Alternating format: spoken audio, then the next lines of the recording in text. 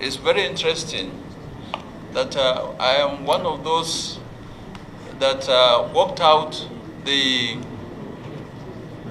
concept of operation of the multinational joint task force.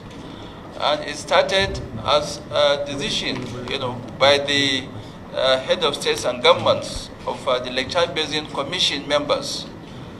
It was in office from early 2013 up to 2014, but I joined them later, early in 2015, and we started and continued with the diplomatic aspect from the chief of defense staff level to the ministerial level and up to the head of states and governments level.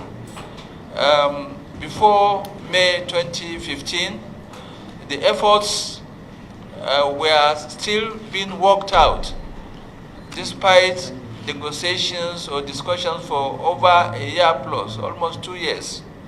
But it was with the coming of the present administration of President Muhammadu Buhari that the tempo was raised and activities picked up.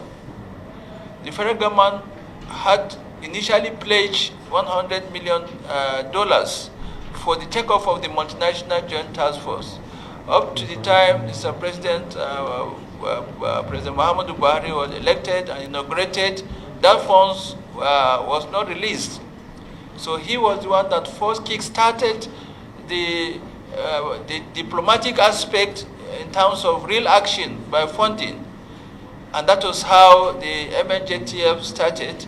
And as the commander, we swung into action between July, August to September. No, that was between April, May up to June, and then early July of 2015. And that was a good diplomatic move that brought about this. And right now, as I'm talking, the multinational joint task force countries, we have the Cameroonians operating along our border lines up to Sambisa with Cameroon. Our troops are also collaborating with the Chadian as well as the Nigerian troops. We also have the commander, who is a Nigerian, and they've always been Nigerian commanders, Nigerians who command the MNJTF. Now, as far as diplomatic aspect within the sub-region, especially the Lake Chad Basin Commission, it has made tremendous success. But the frustration is that of an asymmetric warfare. It is a complex operation. It has permeated the societies, both in Nigeria, Cameroon, Niger, and Chad. It is something that started more than 30, 40 years ago. They have penetrated the communities. They have won the communities to their side. That's why you see small hamlets, 1 or 2 people, still you see them hibernating or keeping Boko Haram in those locations. So it's a complex. So it requires a whole of government approach to deal with this. Military activities or military action is just one aspect. And this is one mistake we have been making, that only the military that is seen to solve this thing. Is not. Military cannot solve this action. In the first place, it wasn't the military that started it.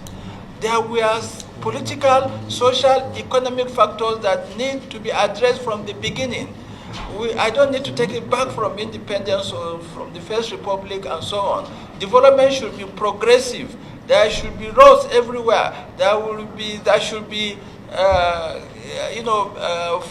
employment. There should be hospitals, schools, all over. But I tell you now, yesterday I was counting 5 local governments in Borno State cannot have do not have good access roads to those locations. I'm not indicting anybody. That's the truth.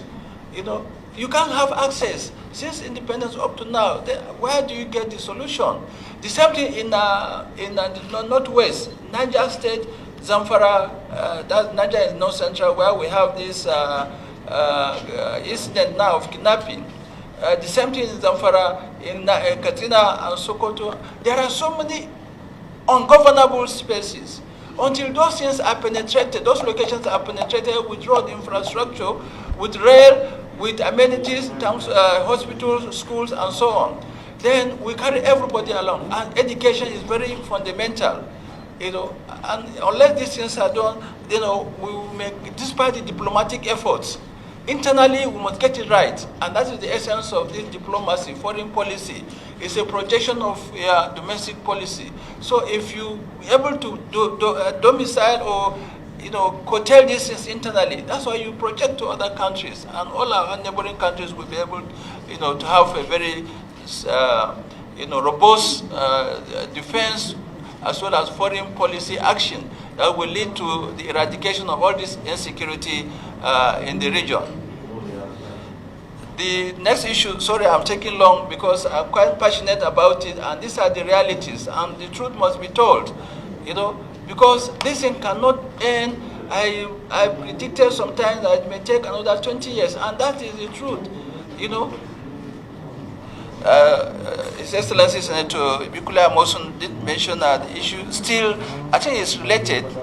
Insecurity still pervades the nation, and it's still shocking to continue to see things are still getting out of hand, probably.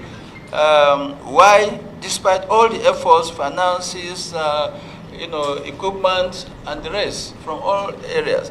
One of my responses is to what I just said, but as far as since 2015, I met an army that is demoralized, an army that had no equipment, even simple troop-carrying vehicle.